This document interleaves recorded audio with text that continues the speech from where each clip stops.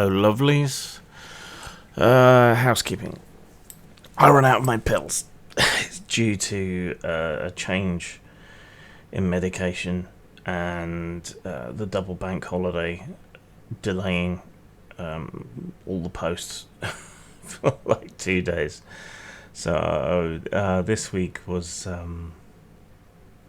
largely a wash in terms of getting anything done. I felt absolutely awful, and it is kind of humbling to realize how utterly dependent one has become upon better living through chemistry.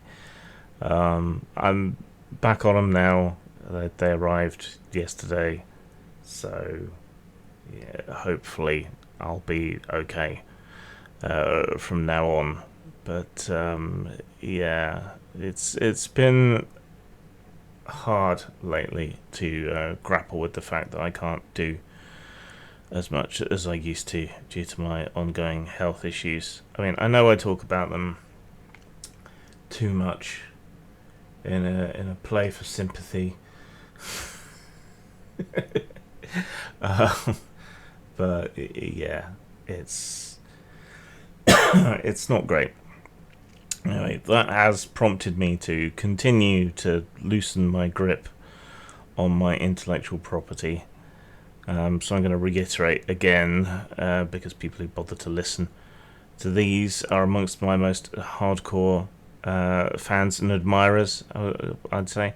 If you want to work on any of my IP, either for me or for yourself, and then funnel some profits to me from whatever you manage to sell. Many of my games are open source anyway in terms of rules and so on, and if you want to use the settings or whatever, just ask. I need to set up alternate revenue streams outside of my paranoid auteur way of working since 2000. I'm still freelancing. It's slow going, especially this week. Once that's out of the way, then I can return to my own projects. But I think I'm going to have to stop working for other people, except when there are very, very loose timelines. Again, due to the mental health and physical health problems, which doesn't make things any easier either. Good news though, my Patreon hit its $200 breakpoint again. So if you are a patron, or if you would be a patron, what do you want? What can I do at that $200 point to make it more worthwhile to you? At the moment, it's just a useful repository for like 95% of the videos that I produce. You know, you'll get links there on my Patreon. Occasionally I post previews of material that I'm working on, that sort of thing. Discounts I quite regularly offer there, or used to, but now we're over 200 again. I'll start doing that again. But what can I do to make it more worthwhile to you? So yeah, on to comments. Yeah, I was out of meds, and thank you everyone who left me good wishes, because I actually used the community tab on the YouTube channel for once. Paul Berry said, have you considered abstaining from soda and booze? My liver and pancreas are doing much better now that I quit imbibing vodka and carbonated crap. I don't drink coffee or tea. I don't like coffee, and tea makes me vomit. I don't know what it is with it, the tannins maybe, but then I can drink whiskey fine. I don't know. Anyway, those are the two things that people generally get by on, and I can't. So I abstain from sugar almost entirely. I always get the diet versions of things, or the zero sugar version of things.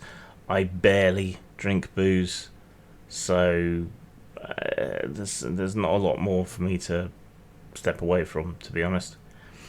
Freighter Morovia says, sorry to hear this. I suspect government meddling in the medical profession may be at fault if conditions there in the UK are anything like here in the US. People needing pain medications, for instance, are often treated like criminals for requiring more than the doctors are willing or allowed to prescribe. I hope you get your situation resolved to your satisfaction. Stay strong. Now, I know some people in the States on very, very powerful painkillers, and the trouble is that past pushing by the capitalist side of the medical establishment has left a lot of people very addicted to painkillers, particularly opiates. That's where the opiate crisis comes from in the States. So this is an instance where more government regulation is probably a good idea. The same should probably be true for antibiotics, to stop people taking them when they don't need them, for things that aren't affected by antibiotics but do end up creating resistant strains. Now, the problem here is more to do with private enterprise meddling in the medical profession. I get my medication delivered to me by a private pharmacy instead of going to the publicly-ish owned GP's office, which has a pharmacy attached. So my own fault for going for convenience, but it turned out not to be especially convenient. But it is convenient 90% of the time. So, you know, there's issues there.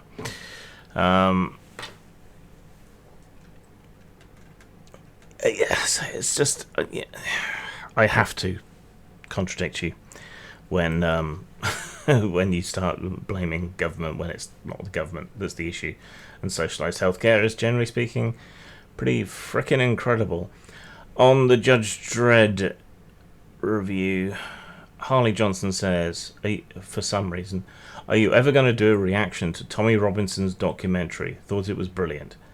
No, I'm unlikely to ever do a reaction to Tommy Robinson's documentary. For one thing, it's banned. For another thing, it's not really a documentary. It's just a very long-winded whinge.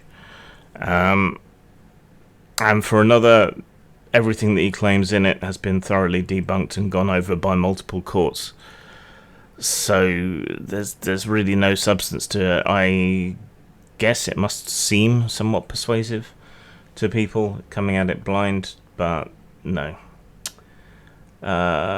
RPVE says, next up, a review of the Dice Man comic, perhaps. The game mechanics, such as they are pretty basic, but the art is good if you're in the mood for a slice of 80s nostalgia. Every UK annual used to include a variant on the snakes and ladders trope, though I suspect they might be a bit protoplasmic for your sophisticated palate. I always really wanted to get hold of Diceman while it was running, and nowhere any time had a copy of it. I think I saw one once, but it was reserved, so I couldn't get it, and getting hold of them now is difficult. I think there was a reissue as a book. I might see if I can find that. Yeah, the annuals had Snakes and Ladders games. Star-Lord, which ended up merging with 2000 AD and was printed on larger, more European scale paper. That had a couple of board games in it. There was a Strontium Dog board game in the issues that I have, and a sort of almost battleship sort of game where you draw spaceships on a grid and then fire lasers at each other. That might be worth me having a look at. On Trump cornholing analog gaming, some guy named Roy says, the reason things are so cheap from China have been inhumane working conditions, child labour and low labour laws. Isn't it a good thing to stop supporting that business model? Isn't it a good thing for our hobby to stop relying on child sweatshop labour? I mean, American red states are trying to bring all that stuff back right now. So I don't think Americans are in any place to judge. We Europeans can still be snootily superior. However, it's not necessarily a matter of that.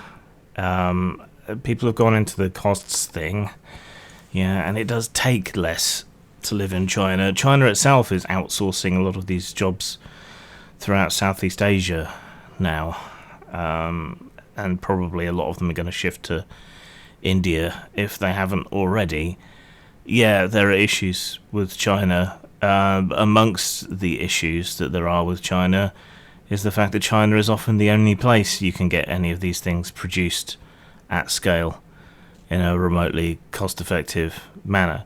Perhaps if salaries had kept pace with productivity, people in the West could afford to pay more for these sorts of things. But someone will be along to argue that's inflationary or something in a minute. So, yeah, it'd be great if there were other options to produce the material at scale. I think people would take them. There aren't.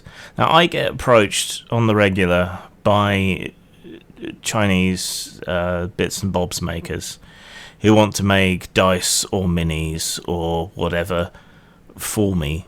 It is weird because their corporate culture is so different to Western corporate culture. I get on with it better, to be honest. Not all factories are made the same. Not all of them are using child labour or slave labour or whatever else. If you're talking to someone in a relatively affluent area, or you're talking to someone in a factory that's actually situated outside China, it's not necessarily so bad. I just don't operate at the kind of scale where it's worth me working with people. But it, like everything in life, it's not so simple. On my Machinations Opportunity video, Emma JK says, "Do you do workshops on writing? You're an excellent teacher." Well, thank you. I'm not. Bitter experience from many years. I do have a course on creating RPG games. You can purchase that from DriveThruRPG at the moment because it's the only site that was willing to host such a big set of files. It doesn't really need an update just yet. But as to writing advice, I don't know. Maybe that would be something I could add to the channel, but I would feel like a bit of a fraud. In the same way that most creative people do, imposter syndrome. And I don't have, well, I won't say I don't have any, but I don't have much formal training in writing. I read a lot. I still read quite a lot, but nowhere near as much as I used to. And that is the single best piece of advice I can give to people is, if you want to be a writer, read.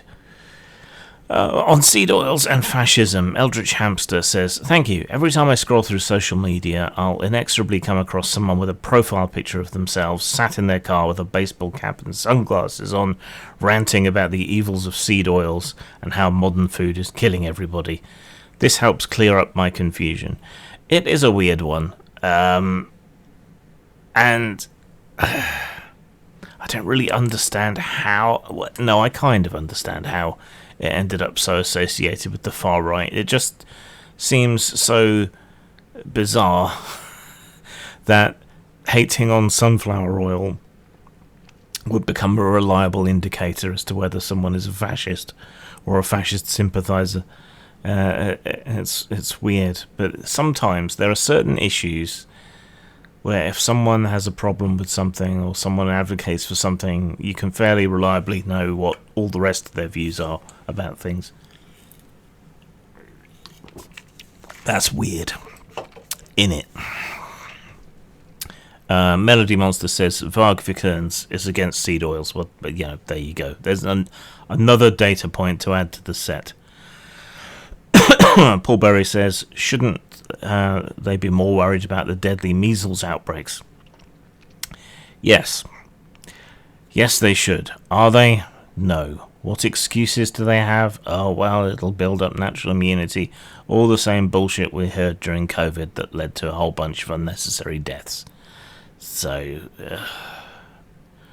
ride it out. Get vaccinated while you can, kids. On the Don't Fuck the Priest review, Salvage Bar says, when I was 12, I would have loved this self-conscious transgressive material, which implies that such is necessarily childish, which I don't think it is. Transgression is valuable. I would say it's more associated with adolescence, which is when we test our boundaries and so on, but truly delving through transgressive material takes nuanced adult thinking, I think. One of my favourite short story collections of all time is Dangerous Visions, which is a collection sort of collated and edited by Harlan Ellison, whose work was consistently a masterclass in transgression. We need to look at these things and ask ourselves, why are these boundaries here? Does it make sense? Does it make rational sense? Does it make emotional sense? This is valuable stuff, and I think dismissing it as something for 12-year-olds, for all that 12-year-olds probably love transgression for their own reasons, I think kind of misses the point.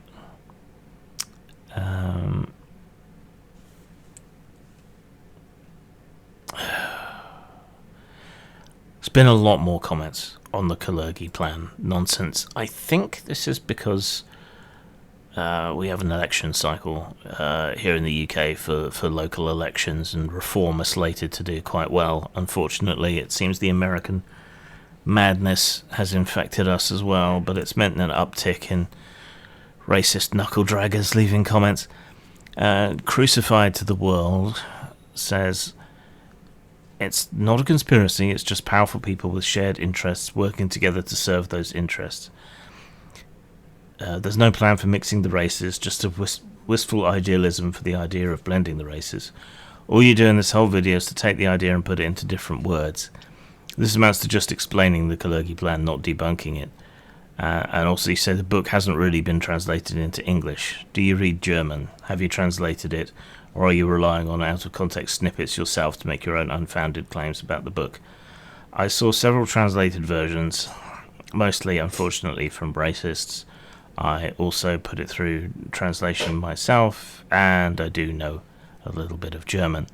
Now, the point in recontextualizing what people think it says is to show how dependent the text is on their willful misinterpretation to turn it into a conspiracy theory.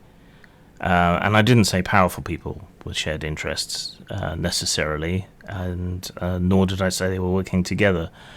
I just said that people tend to work in their own interest, and sometimes there's a sort of herding behavior, or a bunch of people working in their own interests provides a sort of pull of social or legal or financial gravity in a particular direction. And yeah, shocking, I know, that a half Japanese, half German guy should think that racially mixed people should be treated better.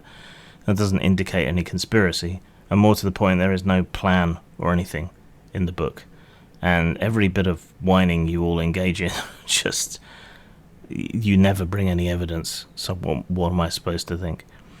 Another racist knuckle-dragger, Cole Clausen, says, London being over 40% foreign speaks for itself. Same with the 2015-2016 New Year's assaults on German women. This is not a case of moving goalposts, because you've chosen to say over 40% foreign, rather than what you really mean to say or mean to imply, which is over 40%, not white or whatever. I double-checked the statistics. 53.8% of London's population is white, wherever they happen to be from, and much of its population is temporary, which is true of any globally important capital city. Of London's population at any given time, 59% were born in Britain, 79% are British nationals. So your claim on foreign is wrong as well. So it's ultimately only 21% foreign. Now, a report in Germany on the attacks identified 5 other factors contributing to the occurrence of the attacks: group pressure, absence of police intervention, frustrations socially and economically of migrants, disinhibition caused by alcohol and or drug use, which they weren't necessarily used to, and disinhibition due to a lack of social ties with indigenous German society. Nonetheless, out of however many migrants there might be in Germany, only 200 suspects appear to have been involved in this incident, which is obviously a tiny fraction of any population, but capable of having an outsized impact. None of this, the statistics or the claims about the attacks in Germany, does anything to substantiate the idea that the Kalergi plan is a real thing. If you want to prove that it's a real thing, show me the plan in the book, and then show me that it's actually being executed. Zang.